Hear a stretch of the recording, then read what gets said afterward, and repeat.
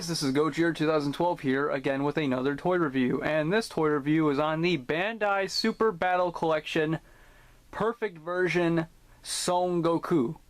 Now, I don't know too much about this figure other than that it was a Bandai figure released in the 90s around the time that Dragon Ball Z the anime was coming to a close.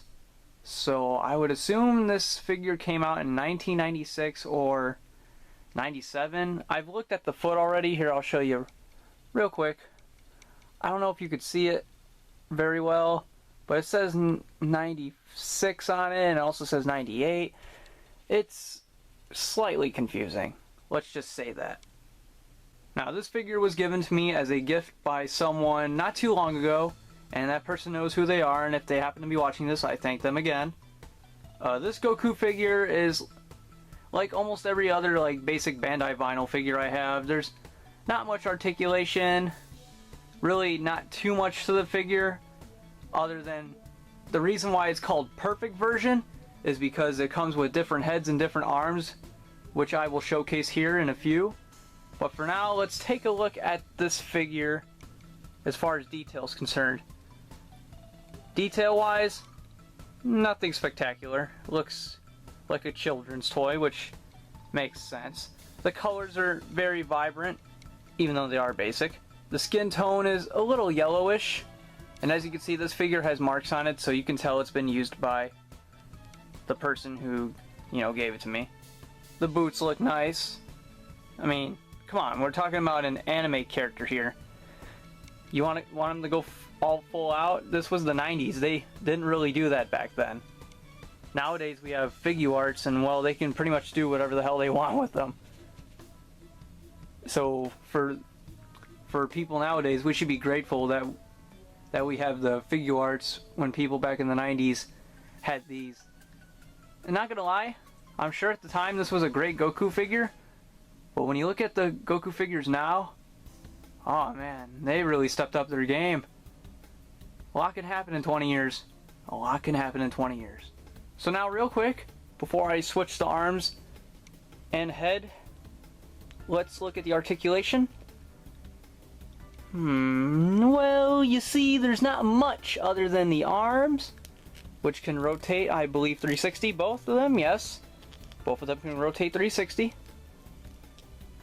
And the head can also swivel and slightly rotate. Actually, no, yeah, it can rotate. What am I saying? So yeah, there's your articulation for this figure. It's very basic, very bare bones. Bare bones, bare bones. I don't even know. Leave me alone. It's late at night. I'm recording this. Leave me alone. Here he is with his Super Saiyan 1 hairstyle. Now you may be wondering, why did I call it the form Super Saiyan? Because that's what it was originally intended to be called. Here in the States, Funimation had a translation error and just called it Super Saiyan when it's actually Super Saiyan in Japanese. But you know what? Everybody can call it whatever they want, whatever they prefer. I may call it Super Saiyan, and sometimes I may even call it Super Saiyan. It's basically whatever's on my mind. But the correct term is, in fact, Super Saiyan. So let's take a look at this Super Saiyan look. As you can see, the hair is really bronze, like bronze or goldish. Not anything like in the anime or manga. I mean, in the manga, it's just plain old white. Unless you're talking about the colored in manga, which is yellowish, goldish, slightly, but not entirely. The eyes have a little bit of a tealish color to them. On camera, they kind of look a little green, which is a little strange if you ask me. But yeah, this hairstyle looks alright. Not too bad. Here he is with his Super Saiyan 2 hairstyle. Now, for those of you that have never watched Dragon Ball Z, you may be looking at this form and thinking, well, what the hell's the difference? Well, aside from power, nothing really, just a few bang alterations and the hair's more sharp. As you can see, and with this, the way the face is, he looks more fierce, more angry, which makes sense with each Super Saiyan form. Like he says against Frieza, and I believe almost every single English dub. Now I'm mad, Frieza! That was my horrible Sean Schimmel. I apologize. So that's what the Super Saiyan 2 hairstyle looks like, and overall it's not bad. I like the facial scan that they picked out for him. Very angry and intense looking.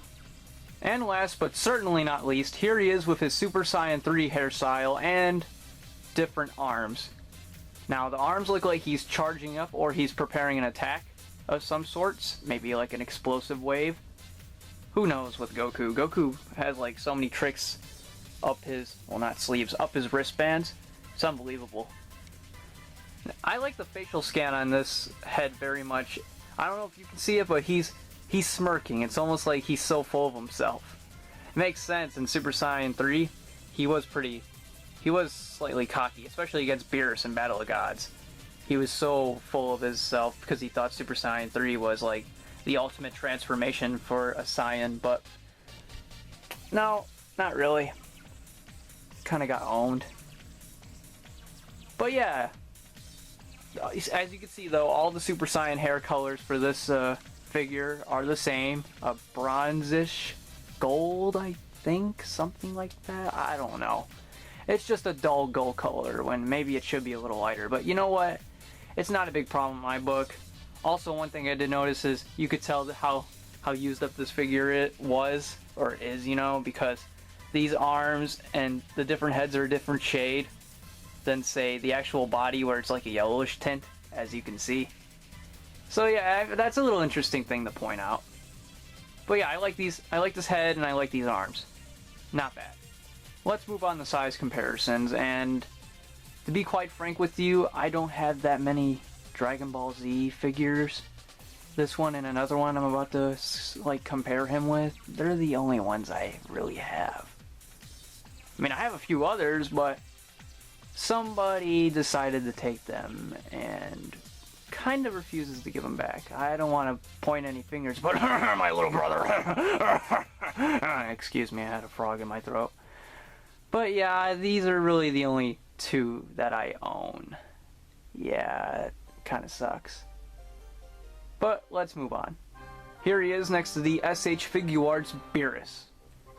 And as you can see, Beerus towers over this figure, and understandably, because these figures were made in two different decades. One in the 90s and one in the 2010s. Like, I don't think Bandai back in the 90s were expecting this cat-like creature to become a future Dragon Ball, like, antagonist. Not really. He's not an antagonist.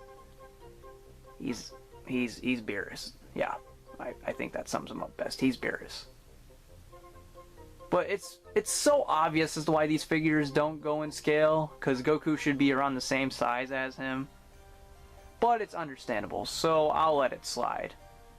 By the way, if you want to check out my review on this guy, the SH Figuarts Beerus, then be sure to click the card up here in the corner, or click an annotation that I place right over Beerus. Yeah, be sure to check it out. And now for fun, here he is next to the Bandai Ultraman. Once again, for all the people who say there's not enough Ultraman in my videos, here's Ultraman. You see that? That's Ultraman. Are you happy now? Are you freaking happy? Here he is next to the Bandai Jaga. I refuse to stand Jaga.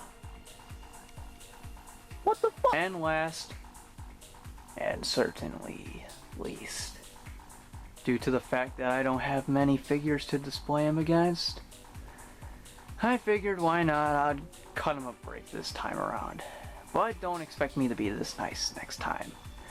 Here he is next to the Bandai 2007 Spider-Man. Come on, stand. You're getting the spotlight and you can't stand by yourself. How pathetic. Yeah, see, this is why I don't use you for anything. And you always have to force your way into my videos. You know what? There's your 5 to 10 seconds of glory. Now get the hell out of my video. And that's about it for this figure. There's really not too much with this figure. That's probably what you get when you're a basic vinyl that was made in the 90s. But overall, I'm sure for its time, it was a really good figure. I mean, looking at it, it looks just like Goku. You can't go wrong with that. As well as it came with a whole bunch of like accessories, like different heads, interchangeable arms, this figure came with a lot for the time, and you know what? I gotta give it the benefit of the doubt. And as far as a rating goes, I'll be a little more lenient and give it a bit of a 3 out of 5. You know, for its time, I'm sure it was great, but the real question here is it the best Goku figure you can find?